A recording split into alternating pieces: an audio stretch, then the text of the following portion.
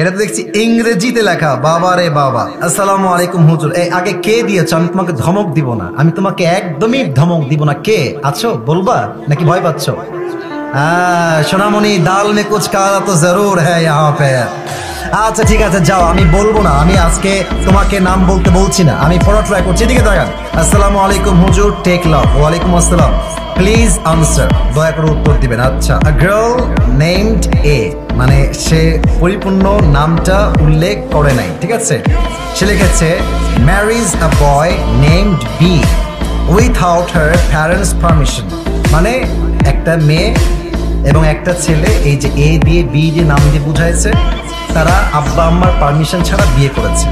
After some days the girl named A, ওই মেয়েটা, A নামের মেয়েটা দূরে চলে গেছে, and marriage another boy named C without divorcing the boy named B. What should they do now? That's a very important question. সে প্রশ্ন করেছে কি, আমি বোঝাচ্ছি আপনাদেরকে। আমি আবারও করে জাস্ট ট্রান্সলেশন করছি বোঝাবার সাথে। A girl named A marriage a boy named B.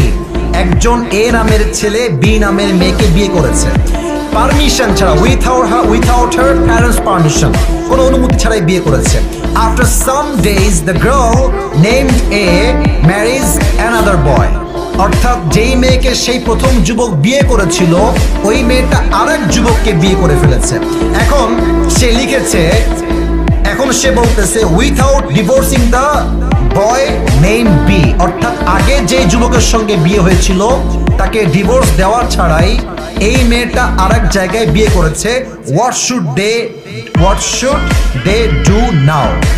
এখন তার প্রশ্ন হচ্ছে, হুজুর তারা কি করবে? প্রথম কথায় আমি বলতে চাই, মেয়েটার বিয়েটা হয় নাই। এর কারণ কি? যদি কোনো মেয়ে সেকেন্ড কোনো বিয়ে করতে চায় তার স্বামীকে রেখে, তার স্বামীকে তাকে তালাক দিতে হবে। তালাক দিলেই হবে না, 3টা পিরিয়ড পার করতে হবে। 3টা পিরিয়ড যখন পার হবে, তখন স্বামী এবং স্ত্রীর মাঝে রিলেশনশিপটা ফুললি ব্রেকআপ হবে। তখন মেয়েটা চাইলে অন্য কোনো জায়গায় বিয়ে বসতে পারে। এখন সে যে প্রশ্ন করেছে, এই প্রশ্ন হচ্ছে এমন, হুজুর সে ওই প্রথম ছেলেকে ডিভোর্স না দিয়ে আবার আরেক জায়গায় বিয়ে করেছে। আমার মনে হয় যেই মেয়ে প্রথম স্বামীর থেকে ডিভোর্স না নিয়েই অন্য কোথাও বিয়ে বসে যায়, তার চরিত্রে নিশ্চিত ভেজাল আছে যুবক ভাই। আর আমি একটা কথা মনে প্রাণে বিশ্বাস করি, বিশ্বাস বড় একটা দামি জিনিস। সস্তা মানুষ বিশ্বাসের মান ধরে রাখতে পারে না। যেই মেয়েটা তোমাকে ডিভোর্স না দিয়েই বিয়ে করেছে, মনে রাখবা ওইটা আসলে সেকেন্ড টাইম তোমার বউ হওয়ার যোগ্যতা রাখে না। ওকে ডিভোর্স দেওয়াই উত্তম হবে। তবে মেয়েটা যদি এখন সত্যি বিয়ে করে সংসার করে, আমি আপনাকে কোরআন দিয়ে বলছি, হাদিস থেকে বলছি, কোরআনের চোখ দিয়ে বলছি, হাদিসের চোখ দিয়ে বলছি, মাসআলার চোখ দিয়ে বলছি, মেয়েটা এখন স্বামীর সঙ্গে থাকলেও জেনা হবে, শুইলেও জেনা হবে, ডানে বামে যাবে, একসঙ্গে থাকবে, দ্বিতীয় স্বামীর সঙ্গে প্রত্যেকটা কাজ জেনার শামিল হবে। কারণ তার প্রথম বিয়ের থেকে সে এখনো মুক্তি পেতে পারে নাই। কথা ঠিক আছে কিনা বলে? আর যে আমাকে প্রশ্ন দিয়েছো তাকে আমি এতটুকু বলতে চাই, যদি এটা তোমারই ওয়াইফ হয়, আমি জানি না কার ওয়াইফ, বাট তোমার বন্ধু যদি ওয়াইফ হয়, বন্ধুকে আমার এই মেসেজটা বা ভিডিও পাঠাই দিও।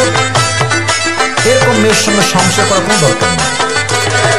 এবং এই মেয়েটা যা করছে এখন, বিশ্বাস করেন, যাকে যে বিয়ে করেছে, ওই মেয়েটা যাকে বিয়ে করছে, ওর জীবনটা জাহান্নাম। এবং মেয়েরা ভাই কি বলবো, বললে কথা বের হয়, মেয়েরা বিয়ের সময় এত পরিমাণ মিথ্যা বলে।